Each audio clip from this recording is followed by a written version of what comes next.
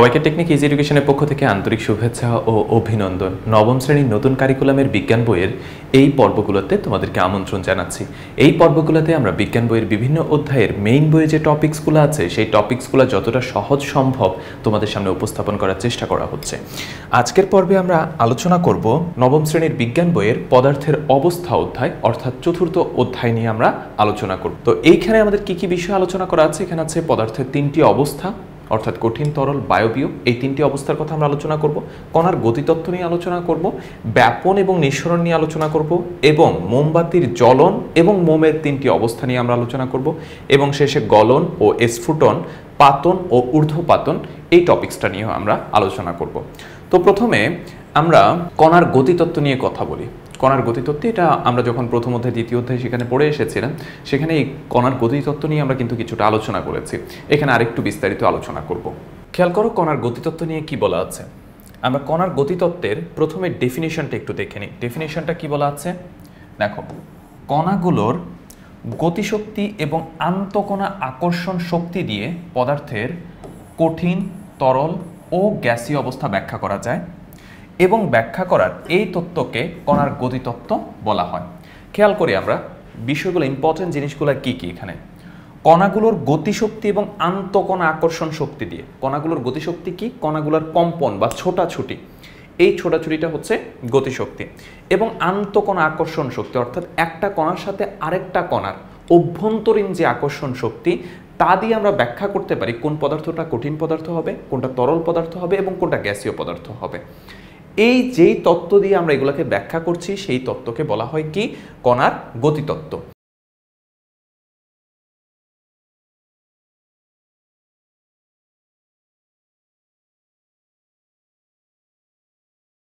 তো চলো আমরা শুরু থেকেই শুরু করি। আমরা জানি যে সকল পদার্থই ক্ষুদ্র ক্ষুদ্র কণা দ্বারা গঠিত। এই সমস্ত কণার গতিশক্তি তাপমাত্রা দ্বারা নিয়ন্ত্রিত হয় এবং পদার্থটি কোন অবস্থায় থাকবে সেটি প্রভাবিত করে। অর্থাৎ খেয়াল করো, প্রথম কথা হচ্ছে প্রত্যেকটা পদার্থের অণুগুলা বা পরমাণুগুলা, এগুলো কি কি? ছোট ছোট ক্ষুদ্র ক্ষুদ্র কণা দ্বারা গঠিত। প্রথম কথা হচ্ছে এইটা। এই সমস্ত কণার গতিশক্তি তাপমাত্রা দ্বারা নিয়ন্ত্রিত। কিভাবে তাপমাত্রা দ্বারা নিয়ন্ত্রিত? যদি তাপমাত্রা বৃদ্ধি করে তাহলে গতিশক্তির পরিমাণ বৃদ্ধি পায়। এইভাবে তাপমাত্রা দ্বারা এটা নিয়ন্ত্রিত। তো এখন এবং কণাগুলো কোন অবস্থায় থাকবে, কোন অবস্থায় থাকবে বলতে, বা পদার্থটি কোন অবস্থায় থাকবে, কোন অবস্থায় থাকবে বলতে হচ্ছে কঠিন অবস্থা, তরল অবস্থা নাকি গ্যাসীয় অবস্থা, সেটিকে এই তাপমাত্রায় প্রভাবিত করে। খেয়াল করো, তাপমাত্রা মূলত নিয়ন্ত্রণ করে কণার গতিশক্তি, আর কণার গতিশক্তির উপর নির্ভর করছে পদার্থটি কি কঠিন অবস্থায় থাকবে নাকি তরল অবস্থায় থাকবে নাকি বায়বীয় অবস্থায় থাকবে। পদার্থের এই কণাগুলো একে অপরকে আকর্ষণ করে এবং সেই কারণে কণাগুলোর মাঝে এক ধরনের আন্তঃকণা আকর্ষণ শক্তি থাকে, যাকে কি বলা হয়? আন্তঃআণবিক বা আন্তঃপারমাণবিক আকর্ষণ বল। প্রত্যেকটা কণা একটা আরেকটাকে আকর্ষণ করে। দুইটা অণুর মধ্যে যে আকর্ষণ সেটাকে বলা হয় আন্তঃআণবিক আকর্ষণ। দুইটা পরমাণুর মধ্যে যে আকর্ষণ সেটাকে বলা হয় আন্তঃপারমাণবিক আকর্ষণ। আন্ত মানে হচ্ছে অভ্যন্তরীণ, দুইটা কণার মধ্যে যে আকর্ষণ, হ্যাঁ, সেটাকে আমরা আন্তঃআণবিক, যখন অণু হয় আন্তঃআণবিক, আর যখন কণা পরমাণু হয় তখন আন্তঃপারমাণবিক আকর্ষণ বল বলে থাকি। তো এরপর তো হচ্ছে কণার গতিতত্ত্বের সংজ্ঞাটা আমরা এখানে আলোচনা করলাম। এরপরে আসো, কঠিন পদার্থের কণাগুলোর মধ্যে আকর্ষণ শক্তি খুবই বেশি থাকে। এরা খুব তীব্রভাবে একজন আরেকজনকে আকর্ষণ করে থাকে। এর ফলে কি হয়? ফলে কণাগুলো তাদের নিজেদের মধ্যে খুব কাছাকাছি বা ঘনিষ্ঠভাবে অবস্থান করে এবং নিজেদের অবস্থান থেকে নড়াচড়া করতে পারে না।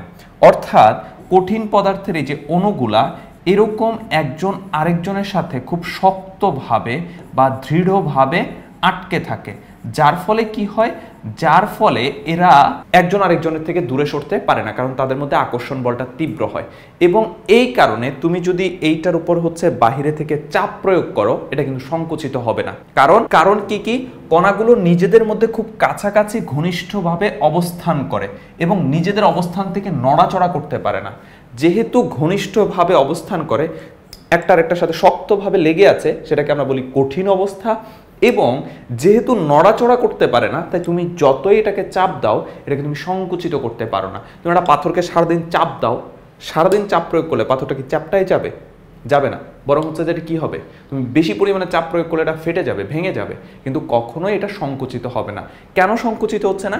কারণ এই যে কঠিন পদার্থের কণাগুলো একজন আরেকজনের কাছে খুব ঘনিষ্ঠভাবে আটকে থাকে।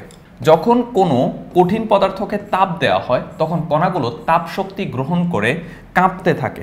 অর্থাৎ এইবার আসো, এই কণাগুলোতে আমি কি করতেছি, এই কণাগুলোতে আমি তাপ দিচ্ছি, এই কণাগুলোতে আমি তাপ দিচ্ছি। যখনই আমি এই কণাগুলোতে তাপ দিব তখন এই তাপ বা এই শক্তিটা, তাপ তো এক প্রকার শক্তি, এই শক্তিটা কি করবে, এই কণাগুলো রিসিভ করবে। রিসিভ করার পর এদের মধ্যে কম্পন শুরু হতে থাকবে। যখনই রিসিভ করবে তখনই কাঁপার জন্য একটা শক্তি, আমরা পড়ে আসছিলাম যখন দ্বিতীয় অধ্যায়ে পড়েছিলাম যে শক্তি কখনো সৃষ্টি বা ধ্বংস করা যায় না, শক্তি শুধুমাত্র একটা রূপ থেকে আর একটা রূপে ট্রান্সফার করতে হয়। তাহলে আমরা যখন এই কণাগুলো কাঁপবে, এই কাঁপার জন্য, কাঁপাটা কি, গতিশক্তি, গতিশক্তির জন্য একটা শক্তির প্রয়োজন। সেই শক্তিটা কোত্থেকে আসে, যখন তাপ দেয়া হয়। তাপ দেয়া হলে কণাগুলো কি হবে, কাঁপতে থাকবে, অর্থাৎ গতিশক্তি অর্জন করবে। যখন আরো বেশি তাপ দেওয়া হয় তখন কণাগুলো এত বেশি কাঁপতে থাকে যে সেগুলো আন্তঃকণা আকর্ষণ শক্তি থেকে নিজেদেরকে খানিকটা মুক্ত করে কিছুটা গতিশক্তি লাভ করে। অর্থাৎ তুমি যখন হচ্ছে এগুলোতে তাপ দিচ্ছ তখন ওরা মানে কি বলে, ভাইব্রেশন শুরু করেছে বা কাঁপা শুরু করেছে, তবে সেই কাঁপাটা তাদের নিজেদের অবস্থানে থেকে। কিন্তু তুমি যদি তাপ দিতে থাকো তখন কি হবে, একটা পর্যায়ে এই কণাগুলোর মধ্যে হচ্ছে একটা দূরত্ব তৈরি হবে। ওরা ওই যে আন্তঃআণবিক আকর্ষণ বা পারমাণবিক আকর্ষণ, সেটা থেকে হচ্ছে মুক্ত হয়ে কিছুটা দূরত্বে অবস্থান করবে। কেন দূরত্বে অবস্থান করতেছে, কারণ তুমি তাপ দিচ্ছ। তাপ দেওয়ার ফলে কি হচ্ছে, গতিশক্তি বৃদ্ধি পাচ্ছে। গতিশক্তি বৃদ্ধি পাওয়ার কারণে তাদের মধ্যে যে আকর্ষণটা ছিল সেটা কিছুটা ছেদ করে বা সেটাকে ওভারকাম করে তাদের মধ্যে কিছুটা দূরত্ব তৈরি করতে পারে। পদার্থের এই অবস্থাটা হচ্ছে তরল অবস্থা। আমরা জানি যে তরল পদার্থের নির্দিষ্ট আয়তন থাকলেও নির্দিষ্ট আকার থাকে না। এই অবস্থায় তরল পদার্থকে আরো বেশি তাপ দিলে কণাগুলো তাপ শক্তি গ্রহণ করে তাদের গতিশক্তি বাড়াতে থাকে এবং এক সময় গতিশক্তি এত বেশি বেড়ে যায় যে কণাগুলো তাদের নিজেদের মধ্যে আকর্ষণ শক্তি থেকে প্রায় মুক্ত হয়ে বিক্ষিপ্তভাবে ছোটাছুটি করে। বিষয়টা একটু খেয়াল করে দেখি। প্রথমে কি হচ্ছে, তারা শক্তভাবে বা দৃঢ়ভাবে আটকে আছে একজন আরেকজনের সাথে। তুমি এটাকে যতই চাপ দাও এটাকে তুমি সংকুচিত করতে পারবা না। তারপরে যখন এখানে আমি তাপ দিয়েছি তখন এদের মধ্যে কি হয়েছে, আকর্ষণ শক্তি কিছু পরিমাণে হ্রাস পেয়েছে এবং তাদের মধ্যে গতিশক্তির পরিমাণ কিছুটা বৃদ্ধি পেয়েছে। আকর্ষণ শক্তি হ্রাস পেয়েছে কথাটা এভাবে না বলে আমি বরং বলি যে তাদের মধ্যে গতিশক্তি কিছুটা বৃদ্ধি পাওয়ার কারণে তারা আকর্ষণ শক্তিটাকে ছেদ করে যাওয়ার মতো বা আকর্ষণ শক্তিটাকে কি ওভারলুক করার মতো শক্তি অর্জন করে ফেলেছে। যার ফলে কি হয়, তারা কিছুটা দূরত্ব অর্জন করে এবং এদের মধ্যে গতিশক্তি বিদ্যমান হয়। এই অবস্থাটাকে আমরা মূলত বলি তরল অবস্থা। এরপর যদি আমি আরো তাপ দিতে থাকি তখন এদের মধ্যে যে আকর্ষণ শক্তি আছে সেই আকর্ষণ শক্তি আর কাজ করতে পারে না। তখন তারা এত বেশি গতিশক্তি অর্জন করে যে সমস্ত রকম মায়ার বন্ধন ছিন্ন করে তারা ছোটাছুটি করতে পারে। হ্যাঁ, তো তখন সেই অবস্থাটাকে আমরা বলি কি, গ্যাসীয় অবস্থা। পদার্থের আরও একটা অবস্থা আছে যে অবস্থাটা তোমরা আরেকটু বড় হলেই জানবা, প্লাজমা অবস্থা বলে থাকি। অর্থাৎ গ্যাসীয় পদার্থকেও যখন তাপ দেওয়া হয় তখন তারা আলাদা কিছু বৈশিষ্ট্য অর্জন করে। সেই অবস্থাটাকে পদার্থের চতুর্থ অবস্থা বলে বা প্লাজমা অবস্থা বলে। তো আমরা সেই আলোচনায় যাচ্ছি না, আমরা আপাতত জানবো এতটুকু পর্যন্তই। যখন তরল পদার্থকে তাপ দেওয়া হচ্ছে, একটা পর্যায়ে গিয়ে তরল পদার্থ কি করবে, তাদের মধ্যে আকর্ষণটা সম্পূর্ণ রকম ছিন্ন করে ফেলবে এবং গতিশক্তিটা অনেক বেশি হয়ে যাবে, যেটাকে আমরা বলি গ্যাসীয় অবস্থা। এই অবস্থায় তরল পদার্থ গ্যাসীয় পদার্থে পরিণত হয়। আমরা জানি যে গ্যাসীয় অবস্থায় পদার্থের নির্দিষ্ট কোনো আয়তন থাকে না, তাদেরকে যেই পাত্রে রাখা হবে কণাগুলোর সেই আয়তনের পাত্রে ছোটাছুটি করতে থাকে। গ্যাসীয় অবস্থা প্রাপ্ত হওয়ার পর আরও তাপ প্রয়োগ করা হলে কণাগুলো তখন আরও বেশি জোরে ছুটতে থাকবে এবং কণাগুলোর গতিশক্তি বৃদ্ধি পাবে। অর্থাৎ একটা নির্দিষ্ট অবস্থার পরে সেই অবস্থাটাকে আমরা বলি হচ্ছে প্লাজমা অবস্থা। তাহলে আমরা এই কণার গতিতত্ত্ব থেকে আমরা একটা জিনিস জানলাম, সেটা কি, প্রত্যেকটা পদার্থের মধ্যে যে কণাগুলো আছে সেই কণাগুলোর মধ্যে যদি অণু আর অণুর মধ্যে যে আকর্ষণ শক্তি সেটাকে বলা হয় আন্তঃআণবিক আকর্ষণ শক্তি, যদি পরমাণুর মধ্যে থাকে সেটাকে বলা হয় আন্তঃপারমাণবিক আকর্ষণ শক্তি। এই আন্তঃআণবিক আকর্ষণ শক্তি আর আন্তঃপারমাণবিক আকর্ষণ শক্তি যখন অনেক বেশি তীব্র থাকে, অর্থাৎ কণাগুলো ঘনিষ্ঠভাবে অবস্থান করে, তখন এরা কঠিন অবস্থা বলে থাকে। তারপর যখন তাপ দেওয়া হয়, তাপ দেওয়ার পরে তারা যখন হচ্ছে কিছুটা দূরত্ব অর্জন করে সেই অবস্থাটাকে আমরা বলি তরল অবস্থা। তারপরে যখন তাকে আরও তাপ দেওয়া হয় তখন সে যে অবস্থা অর্জন করে তাকে আমরা বলি গ্যাসীয় অবস্থা। তো এই বৈশিষ্ট্যগুলো আমরা ছোট্ট করে একটু সুন্দর করে নোট করে ফেলি। তাহলে সারমর্মগুলো আমরা একটা পেজে একসাথে নোট করে নিলাম, এটা আমাদেরকে কনসেপ্টটা একদম এক পেজের মধ্যে নিয়ে আসতে সাহায্য করে। প্রথমে হচ্ছে কঠিন পদার্থের ক্ষেত্রে আমরা বৈশিষ্ট্যগুলো দেখি। কঠিন পদার্থের ক্ষেত্রে কি কি?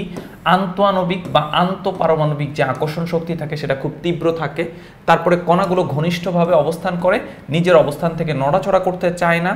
তারপরে তৃতীয় হচ্ছে নির্দিষ্ট আকার ও আয়তন রয়েছে এবং চাপ দিয়ে সংকুচিত করা যায় না। অর্থাৎ এখানে যে কথাগুলো বলেছিলাম সেগুলোকে হচ্ছে সারমর্ম করে বা সামারি করে আমরা কঠিন পদার্থের এই বৈশিষ্ট্যগুলো পেয়ে থাকি। তারপর তরল পদার্থের ক্ষেত্রে আমরা একটু খেয়াল করে দেখি তরল পদার্থের ক্ষেত্রে কি কি। দেখো, তরল পদার্থের ক্ষেত্রে আন্তঃআণবিক বা আন্তঃপারমাণবিক আকর্ষণ শক্তি কিছুটা হ্রাস পায়। অর্থাৎ কঠিন পদার্থের যতটা তীব্র থাকে তরল পদার্থে সেখান থেকে কিছুটা হ্রাস পেয়ে যায়।